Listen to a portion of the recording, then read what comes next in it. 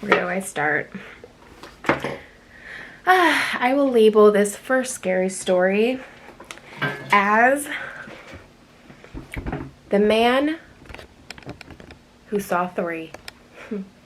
Excuse me. Gum. Oh, you're kind of crooked.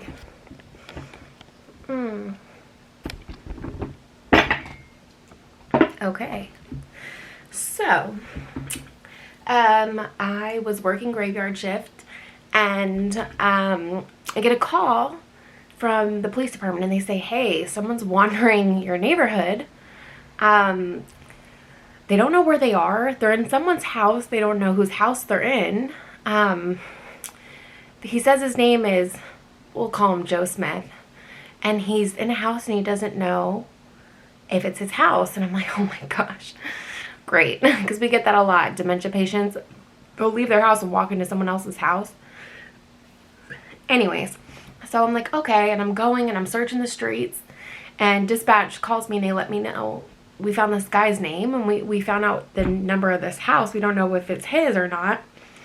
So I go down there, I'm banging on the door, and I'm like, hello, was anyone in there? Nothing, like completely silent. And it's dark, it's October, and there's just like this eerie feeling. Also, to put in context, I was just watching Michael Myers. So that's where my headspace is at. I'm standing at the door and I text dispatch and I'm like, no one's here. You know, he must be somewhere else. I'll keep looking. And as I'm about to walk away, I hear a faint voice say, hello? And I'm like, sir, are you in there? He's like, come in. And I'm like, all the lights in the house are off. I look around, I open the door, I can't find him. And I can hear him. He's like, I'm in here. And I come in, there's no light. The light has been broken out. He's on it. The only light. So I'm like, sir, you're on the floor. I can kind of feel him. He's on the floor. And I go and I try to find a light. So I go in the kitchen and I get a light on. And the resemblance of the light kind of like beams into the living room. And there's this man on the floor on a broken light, bleeding. And he's like, hello. I don't know where I am. And I said, sir, are you Joe Smith?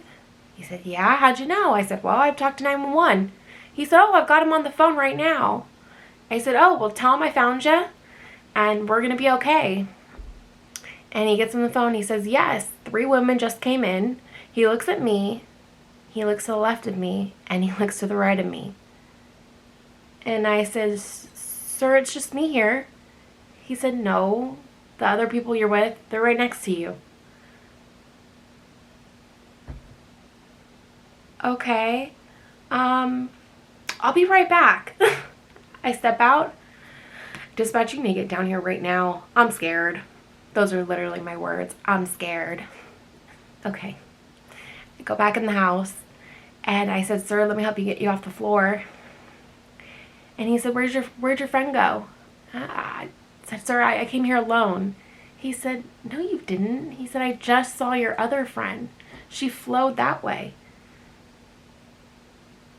Oh, okay. So I'm sitting on the floor with him and I'm waiting for dispatch to come. Also for an ambulance to come because they've now been notified that he is on the floor with a lamp underneath him. And so they finally show up and we're about to transport him. And he says, man, I need my cigarettes. I'm a previous smoker. So I said, you know what? Let me find a patch for you somewhere in the house. Do you have one of those vaping things so you don't go through DTs? In the hospital, he said, that would be wonderful. It's right next to my charger in the room. I go in the room.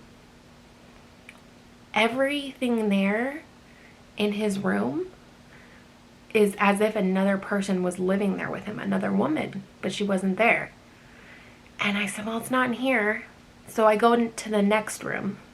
The next room is what creeped me out because all these chairs are lined up in rows I'm talking about, it looked like an auditorium in a little room, and they're all facing a wall.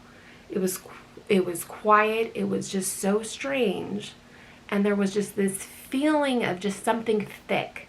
I started speaking in tongues and casting out demons as I'm literally walking out of this house. I threw that man's vapor on him, and I said, "Good luck to you, sir." And yeah, I got my car and prayed to Jesus and cleansed myself and rebuked everything in the name of God. And that's the end of my story. But I'll never forget when he told me about the woman that flowed past me into the kitchen. That's one spooky story for you guys. Love ya. Good night.